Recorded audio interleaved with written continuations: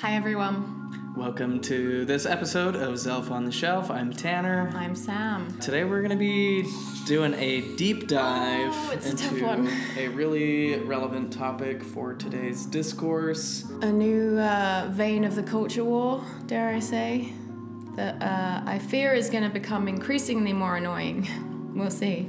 Today we're going to be talking about Tim Ballard and Operation Underground Railroad, as well as their recent movie, The Sound of Freedom. Mm-hmm. Now, if you've been on the internet at all the last week, especially in any Mormon-adjacent spaces, you've just seen this blow up, and to a lot of controversy. Tim, as well as his supporters, are labeling any detractors or criticisms as perpetuators of human trafficking and pedophile apologists, etc., etc. Obviously, this is an issue that really strikes deeply, something that is most people can feel really passionately about, because the vast majority of people are totally against kids being exploited, at least, on paper. Turns out a lot of people are actually fine with it if it's in their own community/religion, but we'll get into that too. Yeah, I mean, I don't want to give it. Where do we even jump into this? Tanner's done a lot of research for this video. We've actually been interested in human trafficking just as a topic for a few years now, because I listened to the You're Wrong About podcast, which is with, I believe they're both journalists. One of them, Michael Hobbs, has done a lot of work for nonprofits and human rights stuff, and is a really excellent journalist. They've done a lot of really good evidence-based deep dives on their podcast a few years ago on how basically the narrative that predominantly the right-wing political machine sells us about what human trafficking looks like is not in line with what the evidence and data and research shows human trafficking actually looks like. It sort of narrows the problem of human trafficking down to angelic middle class white girl children getting snatched away by predators, and then which is obviously a very emotionally compelling narrative, but it very rarely does it happen like that. Human trafficking as a problem is so multifaceted, and it's so related to economic factors, and essentially the numbers. You'll hear these really big numbers of how many people are human trafficked, and I think a lot of people on the right are imagining again these perfect children being snatched away, but the truth is that it's labor exploitation, and it's poverty driving LGBT teens who got kicked out of their houses to engage in sex work. It's all these things, and a lot of, maybe I'm jumping the gun a little bit so we can get into it, but the reason that people like us talk about the issue or have criticisms, which again we'll get into, is because it seems like it's a cause the right appears to be championing, but so many of their policies are antithetical to actually solving the problem of human trafficking, because again it's an economic problem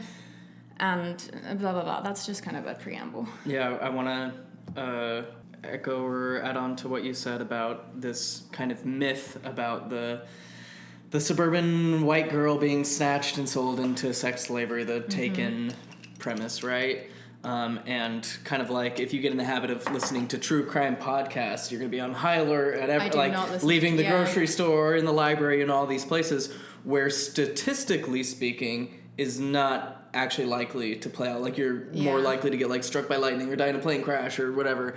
And so what it does is it these type of discussions or these myths that get propagated just end up causing a lot of fear. They get misdirected rather than directed toward ways that could actually help the people being affected by this. And like you said, the numbers are being distorted to present this idea that's not actually true.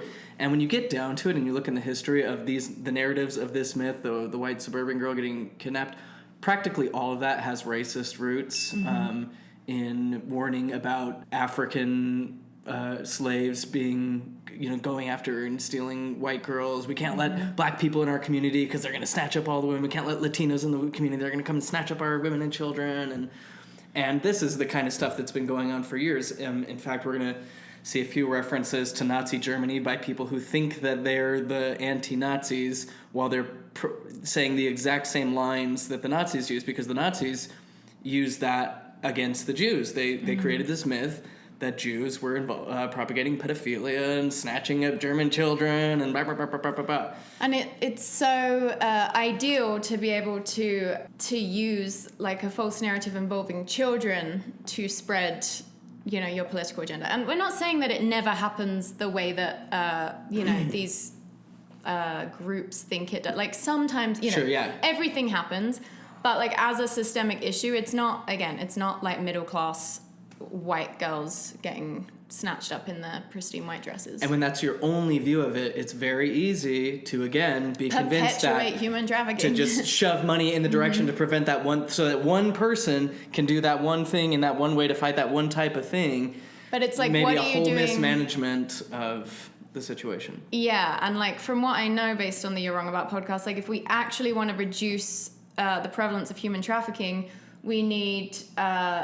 to make life safer for LGBTQ people. We need to create an easier path to immigration. We need better economic policies that, help people get their needs met if they grow up in conditions that aren't conducive to them, like earning a living wage. Like we need to control housing prices, all stuff like that generally the right is opposed to, so that's why it's so frustrating. So we understand that this is like a charged issue, and I feel like this is a classic issue where people on both sides really do have good intentions.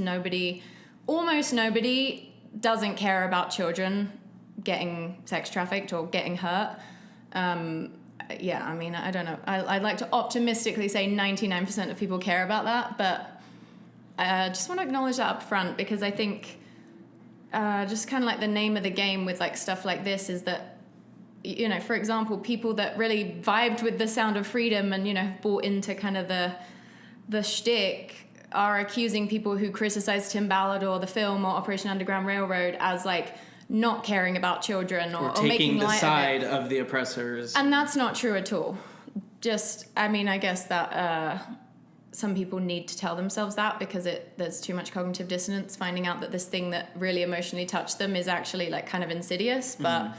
that's the truth of it. Of course we care. Like a big thing we talk about on this channel through the lens of Mormonism is like women and children being coerced into sex, into marriage with these religious leaders who have undue influence over them. So yeah, we can't convince you that we care if you like don't want to think that, but also this video is not meant to... We want to be able to offer criticisms and feedback where it's necessary, and in doing so, it's not to say like, we're not trying to just create black and white divides and be like, Tim Ballard is evil, he's secretly kidnapping children, he's causing all these problems. It's like, if he has been able to positively impact the lives of some children, I of course will applaud that and be happy. And that's not to say that things could also be dramatically improved, and that there are some very, very important criticisms that he and the organization need to take heart from people who are working in it, because he's not the only person doing this. Like, he's kind of Mormons and evangelical Christians' access point to human trafficking, but he's literally not even the only one doing this. Like, they're kind of acting like, if you disagree with him, you disagree with the whole premise of fighting human trafficking. It's like, when people we've got lots of people working on this who've been doing it for a long time, and they're saying, well, this guy's doing it all wrong, and I think we should evaluate people who study the problem of human trafficking and human trafficking educators are speaking out about Tim Ballard. Like, this isn't just... I don't see this as, like, a culture war where I'm like, he's Mormon, so, like, we can't... if some Mormon guy's doing a good thing for the world, then that's great. We applaud that. Like, we don't need to be in us versus them thinking just because he's Mormon. It is unfortunate that he's Mormon. And I guess this is a good segue into to a little narrative and starting the video. This was a topic of conversation in a family group chat of mine recently, where a sister innocently asked if anyone had seen the movie, and I, against my better judgment, mentioned that I had complicated feelings about it. I don't know that that was against your better judgment, but maybe you weren't anticipating pushback on. The immediate pushback, which is... You see that your sister is like lovely and obviously only had good intentions, and we Right. totally get that a lot of people are going to watch this film. Like, I could totally see myself if I'd never listened to You're Wrong About, or like just, you know, for whatever reason, just hadn't been exposed to like all the nonsense around human trafficking, I would have totally like had a huge emotional response to a film like, like of course that. we got to do something. I mean, it's like the Coney 2012. I know, I fully bought into Coney 2012. I watched the Coney 2012 video and I was like, huh. And then I watched it again and I was like, At the time you did? At the time. Damn, Tanner. And I was seen as like being such a... Wow. Poo-pooing on everybody's good cause, because I was like, this seems like the least effective way to make a change. Yeah. Like, this isn't going to do anything. Turns Everyone writing out Coney Coney 2012 on the street, you're just buying a bunch of merchandise that isn't going to change anything. Yeah.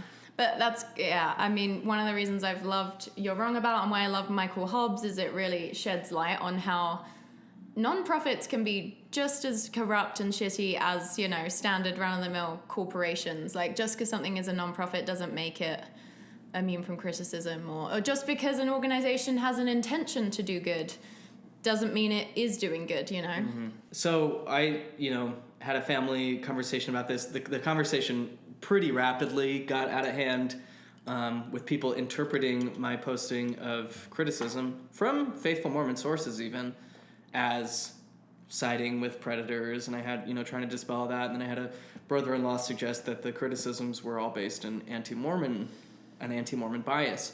I took that as a personal slight and kind of went for the jugular in the conversation, bringing up some church stuff that we'll get into, and I later apologized because I saw that as, he had mentioned a potential bias against Tim Ballard, and I took that as a personal slight against me, even though he didn't say that explicitly. Yeah. So I did apologize for that. And then I was like, well, if I have a bias, or if there is a bias, I want to try to understand it. So I did a deep dive and tried to just acquire as much information as I could about Tim Ballard, about Operation Underground Railroad, as well as the Mormon Connection, to try to understand any potential bias that may be at play and to better express some of the feelings and thoughts that people are having around this and why there's controversy. Mm-hmm. I don't think it's a black and white issue of you're either for human trafficking or against it, and I say it all the time. Early Mormonism was a human trafficking operation. And we will get into that.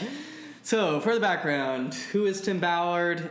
He is a former Homeland Security agent and Mormon political activist. He has a Master's of International Politics and a Bachelor of Political Science in Spanish. His bachelor's from BYU. He founded Operation Underground Railroad, which claims to help free children who are caught up in sex trafficking. Which he has since left and started a new human trafficking organization, right? Yeah. Seems like something went down there, but... Yeah, it could just be all the bad press or other reasons, who knows. So, Tim's Mormon connection, again, this was the entry point for me is, okay, if there's an anti-Mormon bias, let's look at it. I do think it's relevant that he went to BYU. The College Values website listed BYU as the 4th most conservative university in 2022. It makes sense that he worked for Homeland Security, right? Because even Mormons joke about how Mormons make great government agents. Yeah, because they do as they're told. They don't ask questions. Yeah. And they'll be dishonest if they need to, if it's, they feel for the higher cause. Yeah. The ends justify the means is baked into Mormonism. Tim also served a mission in Chile, and I thought it was interesting that he served just either during or just around the time that Pinochet was in power. Pinochet was a right-wing fascist dictator who was installed by the United States. Of course. And he was responsible for a number of human rights violations, killed thousands of his own civilians, leftists, etc. And he came back from that experience, seeing that impact on Chile, and said, let's get to work in the U.S. government. Most of Operation Underground Railroad's employees are Mormon. Most of their fan base is Mormon. Yeah. And so that begs the question, is this a Mormon organization, and how does the anti-Mormon bias play into it? The church's own news arm, Deseret News, recently reported on the Mormon susceptibility to fraud. They say that Utah is the top state for Ponzi schemes and affinity frauds. Utah has 1.35 Ponzi schemes per 100,000 people. Florida is the next highest state at 0.51 people per 100,000, nearly 2/3 lower. And he says, this is a question people have been asking for a long time. Is Utah really that bad? This, for the first time, gives us some quantifiable basis to say, yes, we are that bad. No, not only are we bad, but we're way worse than anyone else by a long shot. That makes sense to me, because I know obviously the demographics are kind of shifting, at least in the sort of like Salt Lake area, but Utah has just been so Mormon, and if you already have like an established sort of hierarchy pyramid in like an entire state, then that is kind of like the perfect environment for affinity fraud and Ponzi schemes, right? Absolutely. And we see how these tight insular cultures like Mormonism, where you're conditioned to see the in-group as righteous and better than the out-group, sinners, heathens, people who only have a portion of the truth, etc. You just see how easy it is for them to take advantage of each other. And they do. Utah lost $1.5 billion in fraud schemes over the last 10 years. It also makes sense because I feel like Utah is typically like very middle class, which I also just feels like ripe for schemes like that. Everybody, and also you add very, a little like, prosperity businessy. gospel. You're going to Yeah. be blessed for your righteousness, and your stake president shows up with a perfect investment opportunity for you. Of course, we can't talk about the Operation Underground Railroad connection with Mormonism without going into a little of the history of Mormonism. Yeah. As I said, big theme of our channel is calling Mormonism out for the fact that it was founded on child predation and coercing women and girls into polygamy. That's how the church was able to grow as big as it did, get as many members as it did, like gather the sort of political capital that it had. It's integral. It also was for many, many, many generations, the majority of Mormonism's existence even taught, maybe that's, correct me, but like, polygamy was taught as the only way you would get into heaven. Like, it's so core. I swear there was something about how, like, polygamy is as much a part of Mormonism as the Book of Mormon. Did someone say that? I don't know. Either way, that was the vibe. Yeah. So, yeah, exactly what you said. Mormonism's founding prophet, Joseph Smith, groomed several minors into intimate relationships, including 16-year-old live-in servant Fanny Alger, 16-year-old Lucy Walker, who he adopted as a foster daughter after sending her only parent on a mission, as well as 17 and 19-year-old sisters, Sarah and Maria Lawrence. Who weren't supposed to know about each other. They were told to keep it secret from each other. And, of course, Helen Mark Kimball, who was only 14 years old. And we've done videos on that. The one that's coming to mind is our Lucy Walker video, where we went into what Joseph Smith's predatory polygamy actually looked like. Because I just think when you're in the church, it's so easy to kind of... You just have a glossed over idea in your mind of what it, but when you get into the details of like what we know it actually looks like based on various accounts, like it's harrowing, and it really just sheds light on the reality of the situation, and it, for me and you, it becomes impossible to justify. Mm-hmm. Which is, that was key in our decision to leave the church. Again, it's easy to be critical of others and very difficult to do that.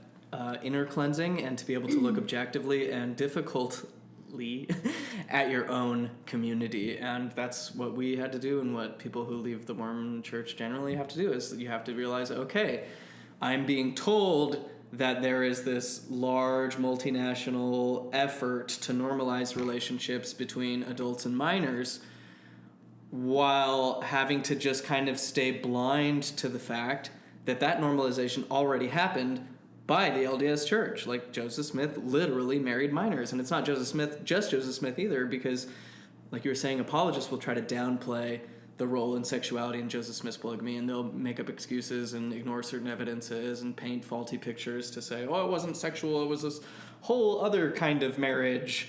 But then it's obvious from Joseph Smith's successors, Brigham Young, John Taylor, Wilford Woodruff, and Lorenzo Snow, who all, as adults, married minors with whom they had children. Yeah.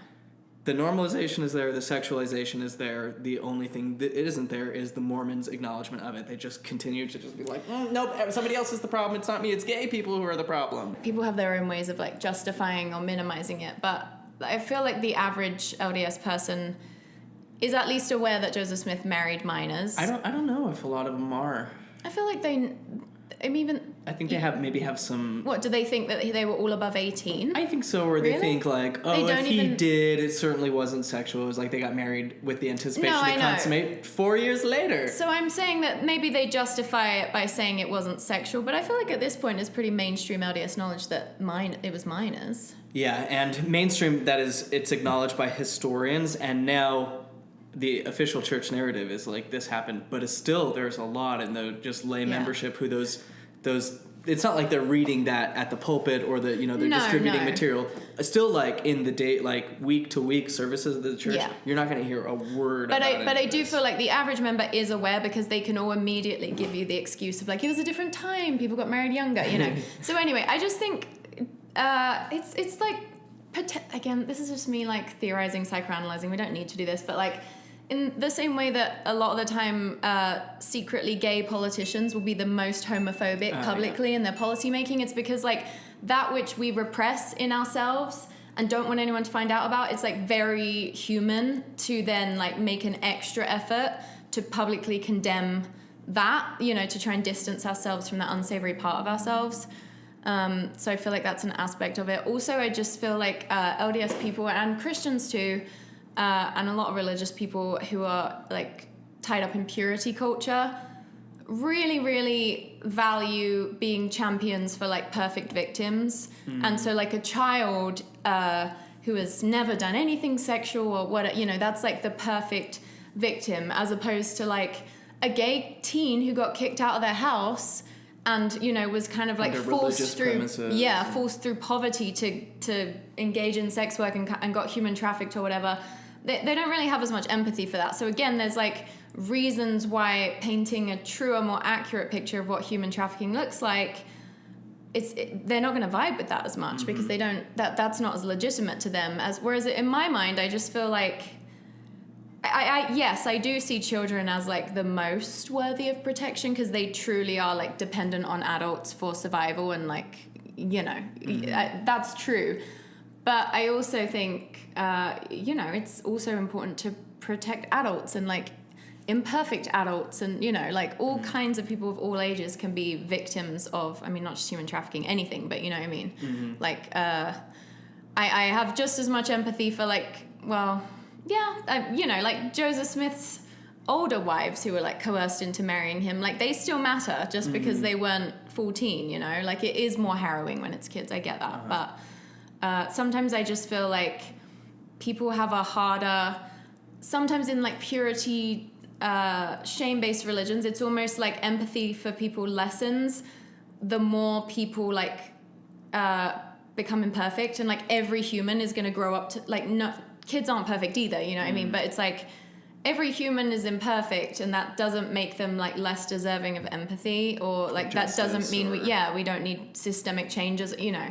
Like, no one deserves to get human trafficked, whatever the circumstances. Oh, totally. It's like, well, if they didn't want to get raped, they shouldn't have been drinking. And it's like, those two are actually unrelated. Like, a person can drink and still has the right to not be raped. Like, that's insane. Yeah. But that's sort of the mentality.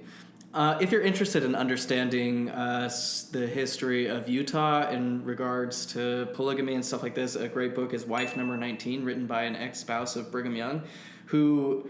described the early Salt Lake scene as, I mean, they didn't have the term for it back then, but describes it as a sex trafficking hub. Yeah. The missionaries are going into foreign lands, recruiting young, beautiful women under the pretense of religion, not telling them about polygamy, bringing them back to these men who claim to have the keys and the authority to pick through the converts, decide which ones they are going to marry, and because they have the priesthood and the final say, they're allowed to just say, hey, you're going to marry me. Brigham Young taught that a man can steal another man's wife if he has more priesthood keys than him. There's quotes from church leaders saying, there's like one quote, I don't remember who it's by, basically like condemning other church leaders for taking the prettiest girls first, you know, the ones they brought over from England, who like didn't even know that they were going into a polygamous system. Like that is human trafficking. They thought they were coming over to be part of this like Christ-focused religion, or they sell all their possessions so that they can walk across America. They think this is going to be like the promised land, and then they're embroiled in a human trafficking scheme. They have to become like some old dude's wife. They had no idea. After delivering all their assets to the church, being left and they can't go back. It wasn't, you know, it's not like they can just hop on a plane back then. It's like that is their life forever. They are human trafficked forever. So like we really cannot stress enough like how problematic early Mormonism was.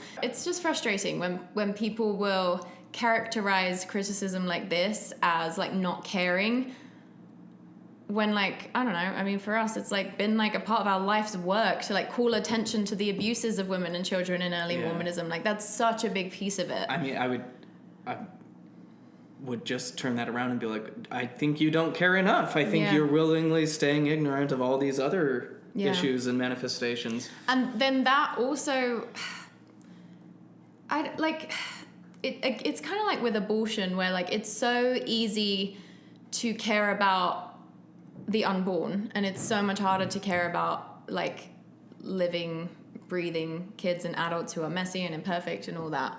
It's like an easy like moral win, or like it can really serve our egos to be like, I am a champion for the most noble cause because these are the most innocent victims, and what's more innocent than a baby, you know, even though it's a fetus. But I don't know. And we can link wife number 19 in the description box for anyone who wants to read it. Yeah, she wrote, and a preface, I don't really like when white people compare any white experience to the experience of black slaves, because I don't think that they're comparable. But taking that into account, I think it's an expression of what she genuinely felt like, even if it's not an apt comparison. I feel the same way, but I totally get like if you're coercing children into like, So there's no we don't need to do a hierarchy of trauma or anything. It's like I can totally see why you would make a comparison there, because I mean, 14-year-old girls were made to be like slaves to Joseph Smith essentially, and sex slaves, let's be real. She said that her work was a desire to impress upon the world what Mormonism really is, to show the pitiable condition of its women held in a system of bondage that is more cruel than African slavery ever was, since it claims to hold both body and soul. Probably not. But still for her, like a very traumatic and horrifying experience when you really look at it up close. You're like, oh, this is actually really bad. It's off the bat, it's a little difficult to take seriously Tim Ballard's claims that there is this, global effort to normalize relationships between adults and minors, when he himself belongs to a church where that attempt was already successful. They already normalized it. The traffickers, started a church, and has become a part of it, and has, like, as far as I know, never, ever, ever denounced any of that. Yeah. So it already comes across a little hypocritical, and that's the church in the past, and maybe it's easy to say, well, that was the past, and we've learned and repented, even though never like officially acknowledged or said sorry or accounted for the discrepancies and contradictions. But now let's talk about the normal day. The LDS Church today, while it doesn't explicitly recommend polygamy or teach polygamy, still has that kind of as an undertone, and has a really bad track record when it comes to protecting sexual predators. I mean, it's never condemned the child brides, which I just think is so key. And obviously polygamy is still a part of its like eternal doctrine and everything. Like you said, they having continue to engage in practices that are like ripe for men in power to groom kids. They want to reduce or like limit protections of victims, and so that the church isn't having to be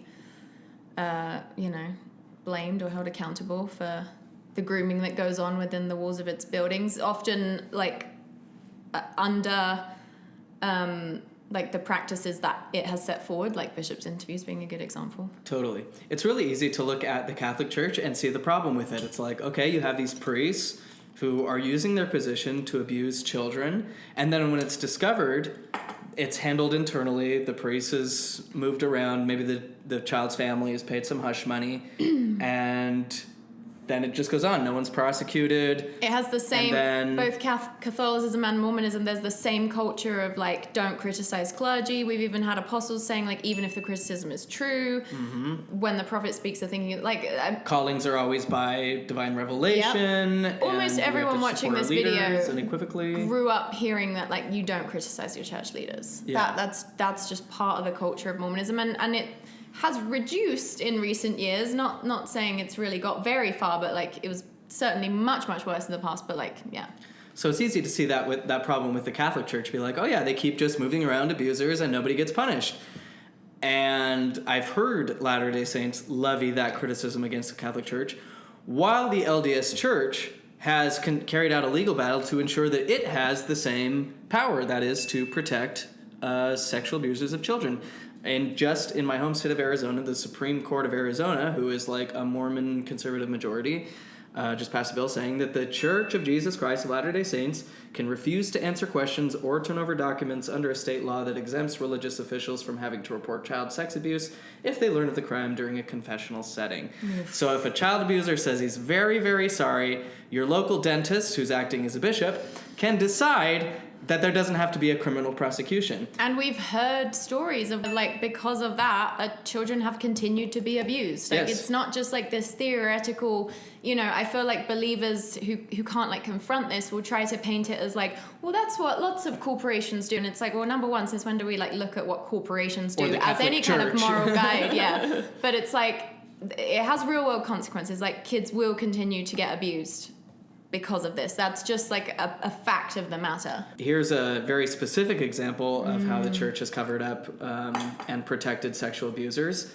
So Thomas Lee Monson, son of President Thomas S. Monson, who led the Mormon Church for like a decade of from the time I was a teenager into my 20s. His son, Thomas Lee Monson, was an attorney for the LDS Church's law firm, Curtin McConkie, though at the time this happened, he was like on the board or president of a different bank. And in 1989, Monson paid a $75 fine and was placed on probation after he pleaded guilty to charges of soliciting sex from a decoy prostitute, which I assume is just like a mannequin on the street. Which, like, by the way, I mean, we're not against sex work. If someone is, you know, willingly engaging in sex work, that's fine. I mean, the issue is, like, with... it's the hypocrisy, not the... Yeah, it's the and also it's like, you know, are there economic conditions, policies that are driving people to sex work when they otherwise would not, you know, it's not like something they want to do. I feel like there are people who genuinely enjoy sex work and they do it in a way that feels very, like, fulfilling and rewarding. But then there are people who do it through economic desperation, and so you kind of have to... And in my mind, a free society, consenting adults should be able to do whatever they want. Yeah. And then the business could be regulated and make sure that workers are protected, that there's safety protocols and accountability, yada, yada, yada. Yeah. Anyway, well, that's not the end of the story with Monson. After being caught soliciting sex from a prostitute, getting a slap on the wrist for $75, he was then sued for sexual harassment, commenting on her body, propositioning her, involving in overly intimate conversations about his sex life and how much he wanted her. He was let go from the bank, and then they immediately fired her in retaliation. So you have the son of the president of the church, caught soliciting sex, gets a slap on the wrist, caught sexually harassing one of his employees, gets fired, but then guess what? He gets hired on at the church's law firm, Curtin and McConkie, who handle all the sexual abuse reports that the church gets. Because when bishops hear a report of sexual predation of children, they have to call a hotline. But that hotline doesn't go to, like, victims' resources or anything like that. It goes to Curtin and McConkie, the church's law department, which is responsible for assessing church liability. They gave him a job, and then after that, guess what? He also got a calling as a bishop in a young single adult ward. A young single adult ward, no less. Yeah, and after we posted this story on our Instagram, we got several messages from people who were in his ward. Someone mentioned about Thomas Lee Monson. Said that he was always really creepy about his counselor's daughters. Oof. And referred to them, who were like 13 and 14, repeatedly as jailbait in church, calling his counselor's daughters jail. In church as well. In Like that, church. it's very telling when someone's like willing to say something at the pulpit. Yeah. Like that's how much they're not with it in terms of like what's right and wrong. So the architect of the architect of the church's liability program in assessing sexual abuse cases was this was designed by Brian Pullman, who was one of the original founders of Curtin McConkie. It used to be Curtin, McConkie, and Pullman. And then Pullman was arrested for soliciting a prostitute, got fined $750, 100 times more than the prophet's son got charged. Can I just say, it doesn't surprise me that all of these Mormon dudes were soliciting sex workers because, like, again, purity culture. There's no healthy outlet for them to just engage in sex, premarital sex, or outside of marriage. Yeah, extramarital. So they have to, anyway, there's a cat fight going that I need to just break up real quick. So this is just interesting. Again, not trying to explicitly demonize sex work in and of itself, only highlighting the hypocrisy of Mormon officials and their desire to cover up these things while perpetuating the very things that they're villainizing. So Pullman gets arrested for actually having sex. It wasn't just a decoy. He got caught having sex with a prostitute. Maybe that's why he got charged a little bit more. And then was excommunicated. But get this. He had like an excommunication fireside, essentially. Gorgeous. And President Boyd K. Packer showed up and announced that there would be no eternal consequences. Because he had his second anointing? Yeah, because the highest up law partners, of course you need the people involved in the church's legal battles to have their second anointing, because then can lie to the Lord without having any consequences. They can do anything to defend the brethren, and they know that they're justified because the fact that they had a fireside, an apostle came and said like nice things about him. Yep. But if some girl in college has sex, I mean, there wouldn't be a hint of that mercy. No, it'd be her Even fault. though really he's the one that like should know more, and so he's committing a much worse sin. But there's more empathy for him for some reason. Yep. Exploring some other Mormon connections. That's just a little bit about the organization and the history. But there's no doubt that the organization, Operation Underground Railroad, is just rife with Mormon influence, including Operation Underground Railroad's first initial investigator was Glenn Beck, who you may know as the far-right political pundit and Mormon convert. And he got in on the ground floor thinking it was going to be a reality TV show. That's how this was originally pitched. And we know that reality TV is so real. Kind of like To Catch a Predator. Or, yeah, kind of that kind of. I mean, it wasn't that far off. I mean, if you're essentially selling rich guys the chance to participate in raids, and which are filmed so they can, have their little hero moment, I mean, it's only a stone's throw away from that. Yeah, and I'm surprised we haven't said that explicit thing yet, that is the business model for this organization. It's the donors, big-time donors, rich white dudes mostly, Mormon dudes mostly, come together to pretend to be action heroes while they go out and bust these child slave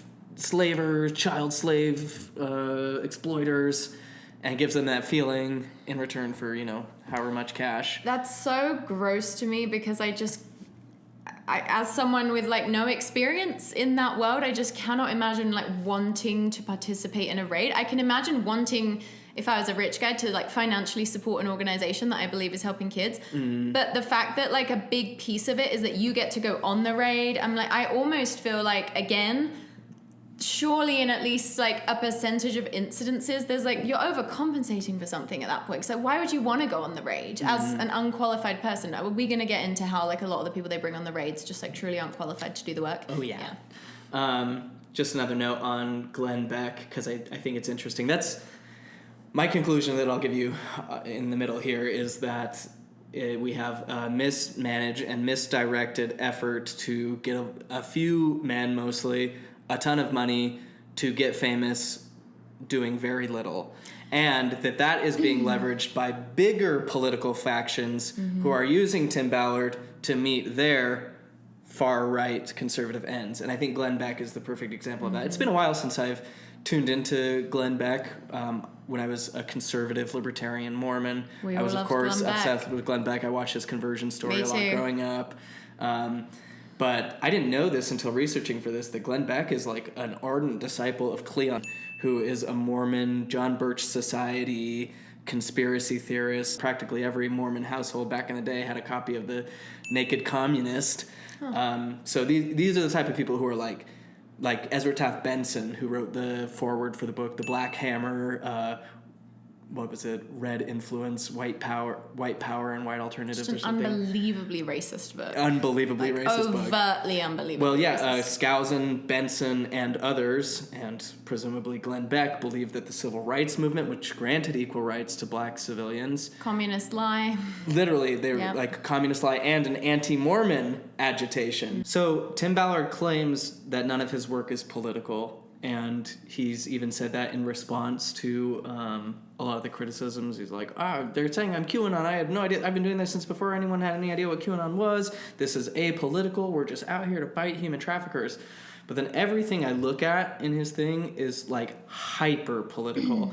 And it's sort of that Mormon exceptionalism and conservative exceptionalism that's like, he can only see his perspective as objective and real and everything else as evil. So he's like, I'm not political. I'm just doing the right thing. It's my political enemies that are making this a political battle because they want to empower pedophiles. The thing that's so frustrating about this is like human trafficking is a political problem and its solutions are political. And like, I am not an expert, but like even I can see that I mean, it doesn't seem like Operation Underground Rape. I've never heard them talk about creating an easier path to immigration, improving like the conditions of poverty for children and adults, or making life safer for LGBTQ teens so they don't get like anything that like I've heard any expert say would actually reduce human trafficking. They never talk about it, and I really don't have a lot of time for like organizations or like nonprofits that just don't think about problems systemically. Like, I just think that's bullshit, especially, you're selling videos so that you're doing these individual raids, you're creating demand for children to be trafficked, and then you're like, haha, busted, gotcha. But it's like, that's not systemically fixing the problem at all. That's like whack-a-mole. You're going to have like a million more pop up. Like, that's not doing anything to actually solve the root problem of human trafficking. Like, if you in theory were saving some kids from human trafficking, which like it's really debatable because they don't care about aftercare, but I'm guessing we'll get into that, then fair enough. But it's just like the best human trafficking organizations are going to be those that are talking about it and addressing it at a systemic level. And all of Glenn Beck and Tim Ballard's like political ideas are like conducive to human trafficking becoming worse, or at least staying as bad as it is. Well, it's at least they're only catching their side of it. I mean, as the way they understand the systemic problem is way different than how we might. For instance, Tim Ballard has petitioned Congress multiple times and even partnered with Donald Trump over the border wall. He's like, this is the best use of our resources. We need a border wall because then traffickers can't sneak in. That's objectively false. I know. It's so much, again, I've only listened to 2 podcasts, but it's like, creating an easier path to immigration is going to be part of how we reduce human trafficking, because when people, because they are in poverty, come over illegally in desperation, it's so hard to immigrate legally. Like, I did it, and I had to like get thousands of dollars from my parents, and it's thousands of dollars for a lawyer. Like, it's so hard even for like me, a like middle class white person with the means to like that. It's just been such an insane process. And I still don't have like my updated green card. It's a whole fucking thing. But I'm just, for like someone who comes from like a third world country or a second world country, they come over because they're desperate, and then they are so vulnerable to, it's them who are being human trafficked. They are not the human traffickers. Like, that's not what the data and evidence shows, right? It's he can highlight a handful of cases where walls have created, and there's spots where people entry points, and at those entry points they've been able to capture various traffickers, and it's like, okay, so you think the best way is to spend all this gobs of money and effort so that you can catch a few people, while there's like way more and way harsher and way bigger funnels into these problems that you're not even addressing. What's the easiest way to like exploit someone for labor, be it sex work or otherwise? Because human trafficking isn't always about sex, but like it's them being an illegal immigrant, and the solution is not just to build a a fucking wall that people can climb over anyway. And it's like, it's so interesting to say like, oh, well, you know, this huge project will stop this many people. Well, it's like, well, what about the people who are fleeing the type of violence and circumstances that would lead to the very situation you're trying to stop? Like someone, a cartel takes over someone's village and they're like, shit, we can't live here or we're in deep shit. And the only recourse is to try to flee to another country. If you think that people are walking across the goddamn Arizona-Mexico border because they just want to like snub some Americans for some extra dollars, you're a fucking idiot with no heart, honestly. Yeah. Because like nobody does that out of just like willy-nilly whatever. It's like people are doing it because whatever they're leaving is way worse than the thought of starving to death or dying of dehydration or being placed in some godforsaken border control camp. Like the prospect of that has to be better than whatever is you're leaving. And to say, oh, we just have to cut off access for all those people. It's like, okay, well then how many more people did you allow to be sucked into these harmful systems 100%. By that solution? And so it's like, yeah, maybe that solution would help some people, but maybe it would hurt a lot more. And when your whole thing is about imposing a political agenda that is constantly, it's not trying to be like bipartisan and we're rooting out pedophilia and abuse and exploitation across the aisle and everywhere. It's like literally this is an agenda against progressives. Glenn Beck even says that. He calls himself a progressive hunter. Beck has compared himself to Israeli Nazi hunters, vowing on his radio show that to the day I die, I'm going to be a progressive hunter. I'm going to find these people that have done this to our country and expose them. I don't care if they're in nursing homes. Beck compared Al Gore to the Nazis while equating the campaign against global warming to the Nazi campaign against Jews.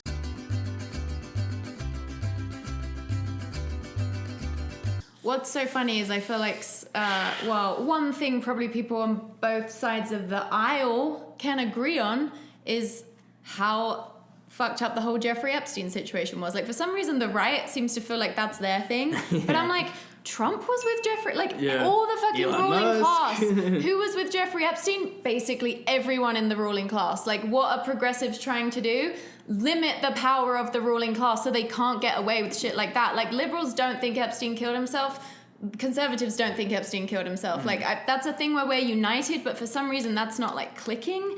And the right feels like Jeffrey Epstein represents, like, the liberal Hollywood elites when, like, that just couldn't be further from the truth. Like, Trump went to his fucking island. There's, like, people, there's reports of him together and yeah, we know Trump is a sexual abuser. I mean, not only is there fucking like he bragged about it. We have the audio. There's like that Jane Doe story that's like horrific of like a 14-year-old girl that he raped. Like, there's so much. Like, Trump, to think that Trump gives a shit about protecting kids from sexual abuse for any reason other than like political capital or power or whatever is laughable. Like, his whole life has been littered with him being a sexual abuser. Whoa. I did try and fuck her. She was married. I moved on her like a bitch. You know, I'm automatically attracted to beautiful. I just start kissing them. And when you're a star, they let you do it. Just grab them by the pussy. Hello, how are you? So I kind of jumped ahead talking about Glenn Beck and stuff, but wanted to get into some of the other Mormon connections who are constellating around OUR and Tim Ballard. So again, this all started with the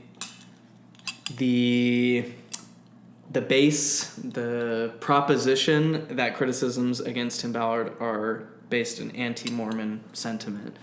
I would love it if a Mormon had a genuinely effective ethical organization that was helping kids in this world. Yeah, I would cool. love it. But unfortunately, what we get is Tim Ballard and OUR partnering with various dubious characters, like our man, Alpha Con artist, Jeremy Evans, a fraudster who's so full of shit, he's literally nicknamed the Bull. Self-appointed as well. Yeah. He's given himself that name. Y'all seen our BetaCon video? If not, go watch it. The LDS Church, as Deseret News, has denounced Jeremiah Evans multiple times, highlighting over 73 of his former clients who are suing him for fraud. Oh, actually, the LDS Church has denounced him? The Deseret News has multiple times. Oh, the Deseret News has. It's kind of surprising. Normally they don't bother. Yeah, and again, Tim Ballard is just partnered with this guy who, like, even Mormons are like, this guy is such a huckster. This specific connection is embarrassing even active Mormons. Here's a screenshot from the Cougar board, which is BYU's online forum, where people are talking about, it's embarrassing that Tim Ballard of Operation Underground Railroad is partnered with AlphaCon. And you have this long list of people who are like,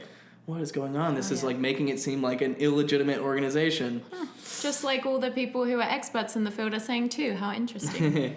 Exactly. Here's many people are familiar with the Mormon mommy blogger Meg Conley, who wrote about her experience performing a jump with Tim in a Slate article. He invited a Mormon mummy blogger to come on a raid. So she said everybody wanted to save the kids, but no one really knew anything about these kids. We talked mostly about fundraising. The calls never addressed, she's talking about all the calls that she joined as part of this collab. The calls never addressed real things children need to be saved from.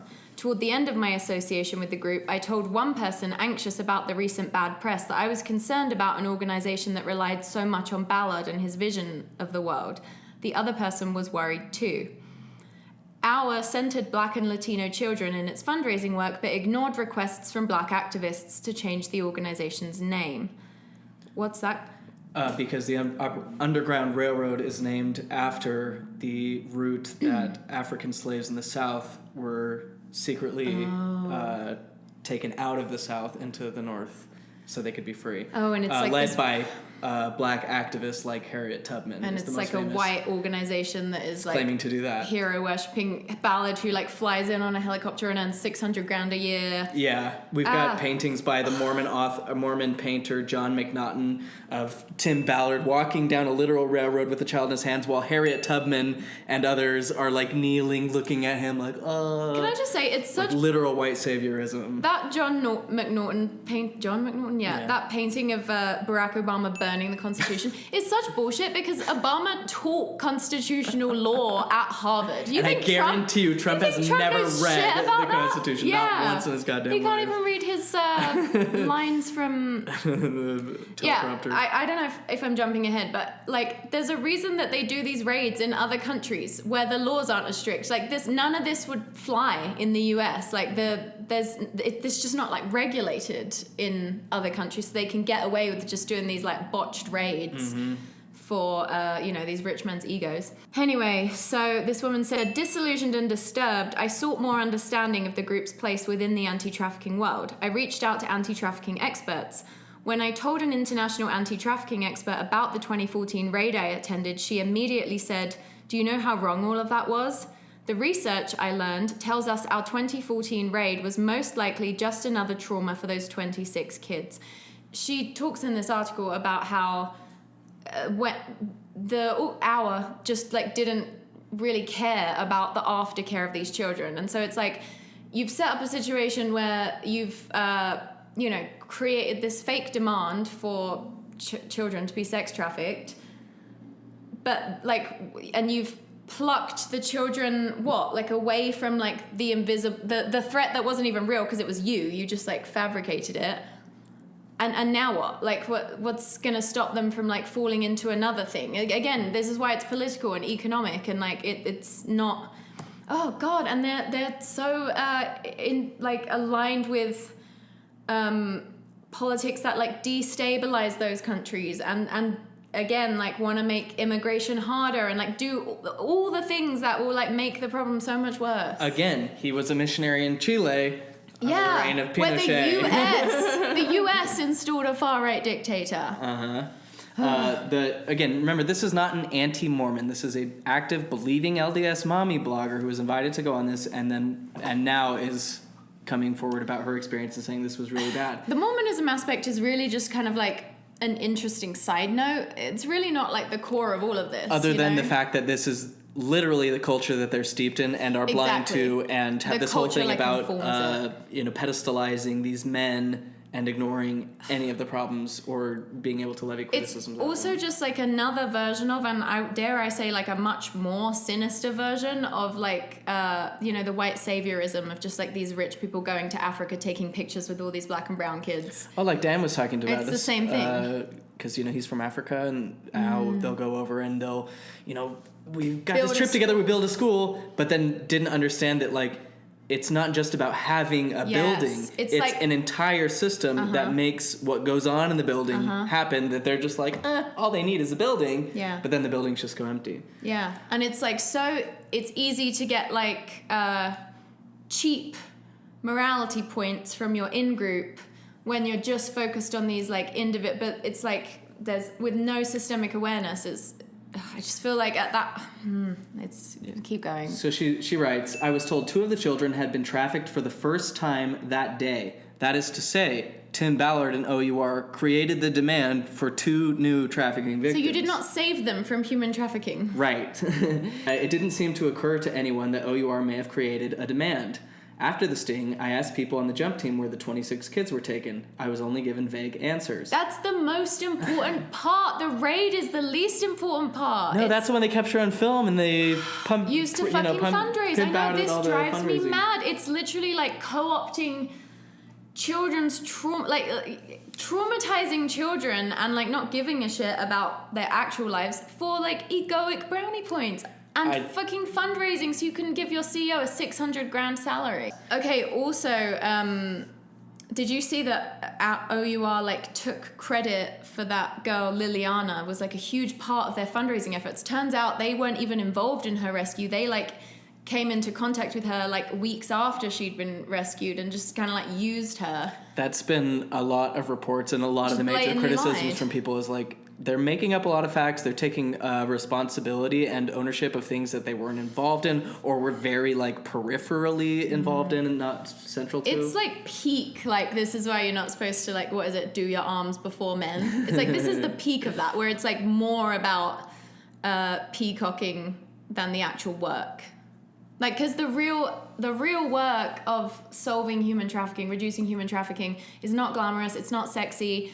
It's not about some white guy getting, like, a hero narrative on film that he can, like, realistically a lot of the time use to, like, feel better about his own, like, shadow side. While taking in hundreds of thousands of dollars for him, for his wife, for his child. I have no issue with nonprofit CEOs, like, earning an amount of money that is kind of, like, in line with the level of expertise you often have to, like, often it's really good for nonprofits to have, like, CEOs with PhDs or, they have a lot of expertise. So I understand that, but I'm like, it seems like Tim Ballard goes, like, earning $600,000 a year. I'm like, I just feel like more in the 200 range seems to be, like, more normal for. But the helicopter CEOs. Dropping. So Meg Conley goes on, so she was worried about the 26 kids who were rescued and was trying to find out what happened to them, couldn't get any clear answers. So she found out what really happened from a foreign policy report, which says in 2014, after OUR's first operation in the Dominican Republic, a local organization called the National Council for Children and Adolescents quickly discovered it didn't have the capacity to handle the 26 girls rescued.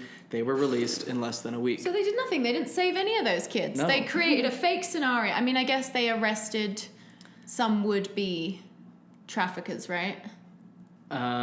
Did they? Yeah, some were arrested. Okay. I mean, potentially getting some traffickers off the streets, at best. Yeah, well, so maybe this is a good time to go into the story. So literally minutes before filming this, I was on the phone with someone who worked for OUR in one of their jump stings. He said that right off, and he was initially hired to do media stuff, but then was invited, because of his media capability, was invited to do a sting in the Dominican Republic, or in Haiti, but they flew into Dominican Republic. And he said that off the bat, he was, like, overwhelmed with how unprofessional the whole thing was. That they basically went there without a plan. Yeah. They were just like, we're going to find some guys and we're going to bust them up. Why would you even need to film?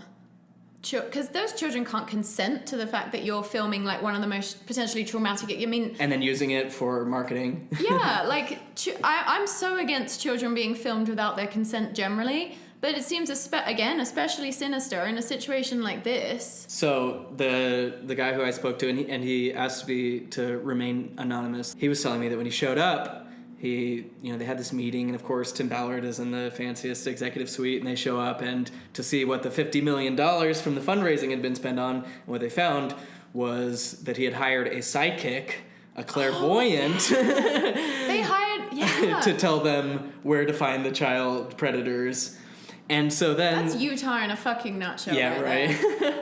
Oh, I should finish this thing from Conley, the Mormon mommy blogger. Oh, yeah. She said, soon Ballard's aggressiveness, sureness began to scare me. Ann Gallagher, whom the U.S. State Department called the leading global expert on the international law on human trafficking, and she argued its raids showed an alarming lack of understanding about how sophisticated criminal trafficking networks must be approached and dismantled, and called OUR's operations arrogant, unethical, and illegal. Ballard sent the article to me, the mommy blogger, and called her a bitch. Then he asked me to write a rebuttal. Ballard did not respond to detailed questions about his comments. I had nothing of worth to say in response to a woman who dedicated her life to this work. How could he think I did? I didn't write the piece. Also, like, asking a mummy blogger to, like, debunk the leading international expert. Come on, Tim. Good on her for having the, like, wherewithal to be like, absolutely like, not. Yeah, what how am could you and again, it's like, if you genuinely care about solving the problem of human trafficking, and your ego is not running the show, which it clearly is, then you would be like, oh, an international expert is criticizing. We got to, like, regroup. We got to change our approach. But the fact that there was none of that, it was just like, she's a bitch. She's a bitch. First of all, calling a woman a bitch in response to that is, like, highlighting, like, the same kind of fucking culture that, like, gets women and girls trafficked. So, like, ugh. Yes. Sorry, I'm getting heat up. I really want to stay, like, professional and... No, seriously, but it gets me because it is fucking kids. I'm not sure if it was in that mummy blogger's Slate article, but I also heard someone talking about the fact that, like, they just pretty, like, recklessly brought guns to the raid, and just had, like, there was no, like, training or kind of, like, sense of how that could escalate things. You know, just, like, willy-nilly involving guns, and these kids don't know what's fucking happening. Right. Like, they're just being, like, caught. They don't know that these white men are there to save them. I mean, if you're from, like, a second or third world country, you probably wouldn't automatically assume that the white American men are there to save you. These kids got no aftercare. They were literally just used as pawns in a scheme to make Tim Ballard look good. The organization raised more money, to do more bullshit like this? I mean, to raise Tim Ballard's salary. I saw that, double-check the actual numbers, but, like, it was either, I don't know if it was last year or 2020, but at some point in the last few years, Operation Underground Railroad's donations were down by 54%. And he saw that as an appropriate time to raise his salary from, I think it was like 260 grand to like 560 grand.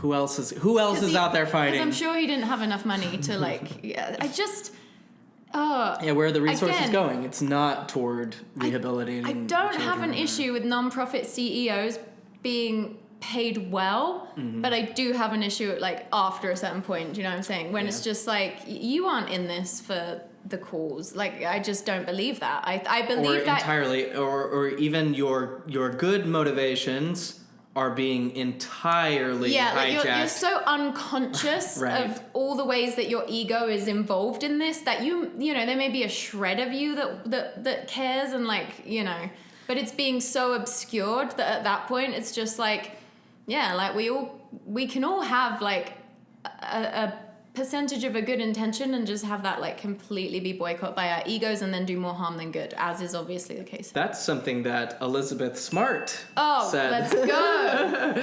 So, I'm sure y'all know Elizabeth Smart, the Mormon girl who was kidnapped out of her home, pretty much in the fashion that we were talking about earlier, that people were kind of like poster child of sex trafficking, someone who's literally kidnapped out of their house and forced to become someone's literal sex slave. And for someone who was, like, a very, very slim minority, the exception to the rule, Elizabeth Smart, she said, "There are things that make me wary, one of them being when someone uses religion excessively to justify what they've done or are going to do." In 2014, the Elizabeth Smart Foundation merged with Operation Underground Railroad. Elizabeth took a seat on the Board of Governors, and her father, Ed Smart, was named OUR's Director of Prevention and Rehabilitation, now called Aftercare by OUR. Not long after OUR's failed Gardy Marty rescue mission in the Dominican Republic, the Smarts became, quote, disillusioned with both Tim Ballard and the culture and operations of OUR. Ed Smart says the expense of the failed Gardy rescue mission was horrendous. That night, after the mission was a failure, Ballard told Smart and other team members, "Don't say anything about it." Smart said participants were asked to sign non-disclosure agreements. There were threats made to those who might say something, he said. And Ballard did not want it coming out they were using a psychic. Ed Smart said, "When I heard Tim make comments that I felt were not true, I became even more disillusioned. I made proposals about aftercare that were not being taken seriously. It hurts me to see people pour money into OUR when I feel it's very undeserving. One thing I would say about Tim and his organization, they were a money-making machine. It's from Ed Smart. Because, of course, former again, employee. what's the best way to get rich white people to feel good about themselves? Just, like, paint them like a glamorous action narrative. hero. Literally, I'll give them a chance to feel like an action hero. But it's like, it's so, as much as it's, like, good to, like, praise philanthropy, and it's good, but it's, like, people who just donate large amounts of money to organizations but don't, like, aren't really concerned with, like, how effective those efforts are. I mean, again, you can do more harm than good. You can end up putting money in the pockets of people who are gonna fucking create a demand for kids to be trafficked and then just set those kids free without doing anything to help them. So that, I think, is one of the biggest criticisms and most pressing criticisms, is that they literally create the demand for sex trafficking.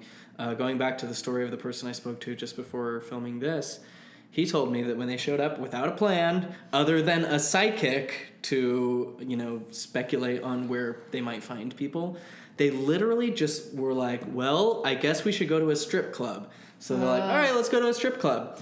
And this is where this kind of gets interesting. Kind of like with the Pullman thing where he's, solicit a prostitute. When you read the newspaper clippings, there are some statements about how he was in charge. He was like an anti-pornography advocate who Pullman being the guy... The Kurt McConkie and he was partner. an anti-porn, yeah. Yeah, and his work against porn got him involved in porn and then soliciting prostitution.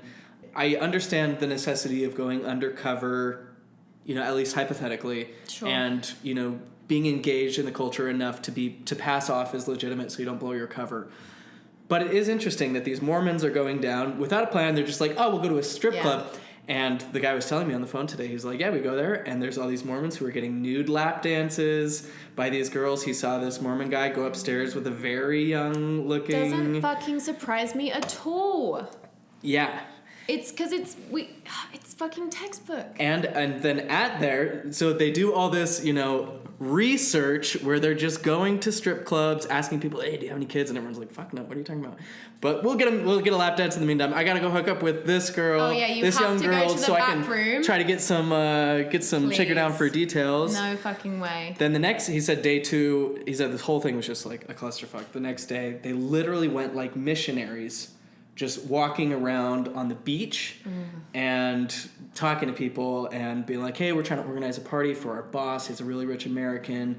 And he said to this guy, approached him on the beach and was like, yeah, I got drugs. I got women. What do you need? Like, we'll get you. And he's like, do you have kids? And the guy was like, hell no, dude. Like, what are you talking about? But and like, you also might be like planting the idea in some entrepreneur's mind of like, oh, seems like this would be a... Well, get this. When they weren't able to find people on the beach, they ended up going like missionaries into the super, super poor areas. This is in the Dominican Republic and places, the average global citizen is living on less than $2 a day. Try to imagine surviving on less than $2 a day. It's unfathomable to most people in America or, first world nations. So these people in these extremely impoverished areas, these Americans show up and they say, we will give you a life-changing amount of money if you sell your child, if you turn over your child so that we can take them to this party. And he said that those were the only people that they were able to get, was people who were so impoverished that they thought this is our one chance to make a difference. And he was like, I realize that it's never appropriate. Like, obviously, it's not, that's horrible. A horrible situation for a parent to be in where they feel like that's the case. It didn't seem like they were offering their child around. Yeah. And that only happened because OUR showed up and flashed a bunch of money until someone procured a child. So then what happened to that child or to those families? So at this point... did they get a life-changing amount of money for having participated in such a traumatic thing? My source was unsure what happened after that because he actually recused himself of that situation. He was he asked not to participate in the bust. So gross. And so clear that it's all about just like the filming and you don't fucking... wander around, like fly by the seat of your pants when you're doing child sex raids. Oh my God, this is so scary. Yeah, pretty it's actually crazy. even worse than I thought. Yeah. Going to impoverished neighborhoods. Like missionaries seeking out children. It really horrible Traumatizing stuff. children. And again, this is all coming from people who are politically right-wing, who are not interested in improving conditions of child poverty. They, the right is like taking away child tax credits, taking away free school lunches, doesn't want universal healthcare even for kids. Like, so in this situation, I'm imagining what happens, and this is, again, all the anti-human trafficking organizations who have spent their lives fighting this issue and studying it to try to understand how to better fight it. This is one of their primary concerns, is that OUR shows up, flash an ungodly sum of money to these people who wouldn't be offering this who elsewise. Are desperate because they are on the brink of, And when they say yes, it's sort of this devil's agreement where then OUR is justified in arresting these parents and leaving the kids parentless and resourceless, where their only recourse is to go into people who are going to be even more exploitive because there's not that parent and that natural, even obviously like. That was my biggest. It's fear just when you very started saying complicated that. and horrific. I was really hoping you weren't going to say that the parents would get in trouble. Oh, so you're essentially just removing kids from their parents. Which he says is a pedophile agenda point. Yeah. That is truly so devastating. Gross. And again, coming from people who are right-wing, who support men like Donald Trump, who have like these purity culture ideologies, aka these ideologies that constantly sexualize women and girls and objectify them. And then you're like mad at the parents because in that moment they're kind of, willing to sort of like objectify their kids for survival, or, it's like obviously so ethically murky, but it's like, it's not ethically murky on the side of the fucking white guys who are just strolling into the neighborhoods with no plan, just tearing apart families, causing more trauma. Oh, it's worse than I thought. I left that conversation. I'm actually like even more scared and sad than I thought. It was really harrowing, and the person I spoke to was very, very grateful that we were talking about this, because he's like, he didn't even process any of that, really. Good for him for recusing himself. Yeah. That's probably not easy to do when you're in that situation. Yeah. Because you're like part of a group and So just some more information from people who know what they're talking about. Lindsay Stock, who has a master's of public administration and nonprofit management, a bachelor's degree in international relations with a focus on diplomacy and international security, as well as over 5 years of experience working in child and family services with the Victims of Crime Act and the Violence Against Women Act grants, and with many agencies that directly work with human trafficking survivors. She posted these slides on Instagram and Facebook, which I think are really good, and we'll post up there. I want to share those. It was a list of why you should not support Operation Underground Railroad. Her main criticisms, and this seems to be a common consensus among practically all experts in the field, they say that OUR doesn't provide adequate aftercare for survivors.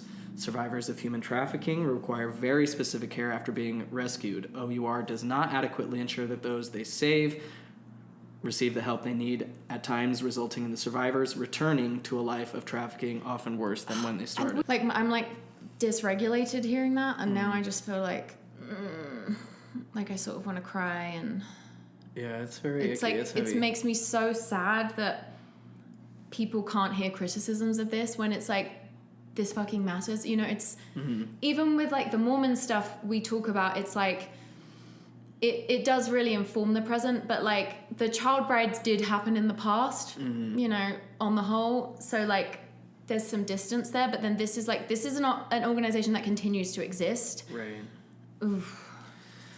So some other criticisms from this expert says OUR's methods are not in line with the industry standards of trauma-informed care for survivors. That's why they go to other countries. Hordes of LEOs armed with weapons swarming a house full of children while filming it, all to put on social media, is exploitative and traumatizing And those for those kids involved. deserve to fucking have also, those kids deserve to get a fucking cut of the profits you make from using their... Like, do they sign release forms? Do you coerce them to sign release forms? Like, how does any of that work? How can you just... I mean, probably because they're kids from other countries, they don't have to worry about any of that shit. Yep. But putting the most traumatic, sorry, I know I'm harping on the same points, but putting like one of the most traumatic experiences of a kid's life on the internet for personal gain. Yep. Says that they do nothing to aid systemic prevention efforts. Prevention is crucial to combating human trafficking. OUR's prevention efforts are simply aiding adoptions through grants. True prevention of human trafficking includes advocating for reproductive rights for women, LGBTQ+ rights, support for refugees, low-income assistance, comprehensive sex education, safe harbor laws, funding for services for victims of crimes, and anti-racism. I'm glad you mentioned reproductive rights, because that one I forgot about.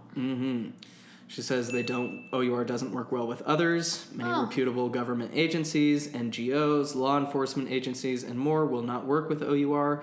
In fact, OUR does not appear on the National Human Trafficking Hotline's list of programs offering services regarding human trafficking. Other agencies have turned down financial support from OUR. Another criticism, OUR's financial statements are sketchy. More than 50% of OUR's expenses in 2022 were covering administrative costs, i.e. non-program costs unrelated to helping survivors. They lost almost $200,000 on their two largest fundraisers. All 8 directors make over $250,000 per year, with Tim Ballard making over $500,000 in 2022.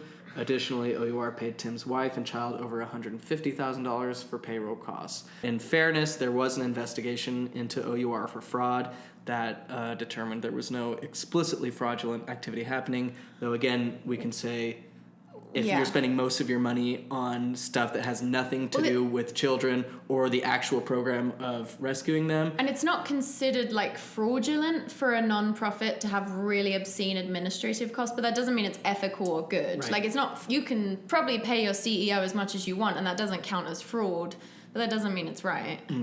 Another criticism is that, and you pointed this out, that the jumps are illegal.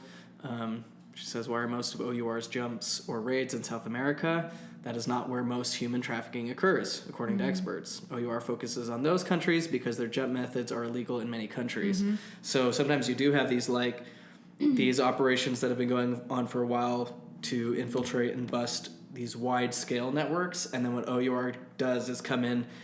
What is that old expression? A poacher who shoots at a rabbit will scare big game away. You have Tim Ballard who just shows up, guns blazing, cameras rolling, and can just derail years-long investigations and unraveling of these bigger systems because they're with total literally disregard. Just wandering around willing to just engage in any kind of attempt that just makes them feel productive. And that's actually why Tim Ballard originally quit working for Homeland Security, is because he was like, he got to a point where he wanted to intervene. Of course. And the agency said, we can't, based on our diplomatic relationships, perform this act. Like, we have to respect that this is a sovereign nation with its own laws, and we can't decide that we're superior to another nation's laws. But you know what you can do? And Tim said, fuck you, I will.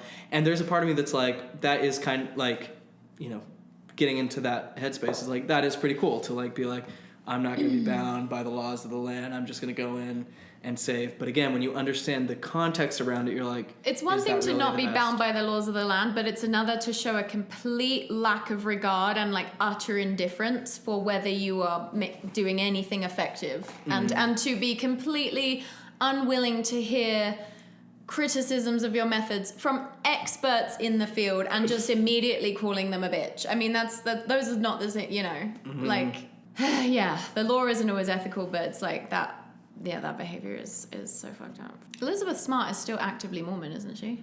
I'm not sure. Her dad came out as gay and divorced, so I'm not. And she's come out as speaking against like sexual shame, and stuff like that. So I don't know. She might be progressive, or she might not be Mormon. We don't know. Yeah, hard to know at this point. Either way, I don't think she has a pro-pedophile agenda here. Right, right. If anybody deserves to be able to speak out the against poster child for the exact type of thing that he is making everybody scared of happened to her. She worked with him on the board and said he's not doing it right. Clearly she didn't. She was disillusioned. willing to work with him, so she had like a good faith interpretation of the work they were doing, and then was confronted with the fact that it was not. That's all these people, the Slate, the mommy blogger, the person I talked to, they all went in with really good faith. That's very telling that the people that, you know, you won't really have an axe to grind as Elizabeth Smart in like right. this. Right.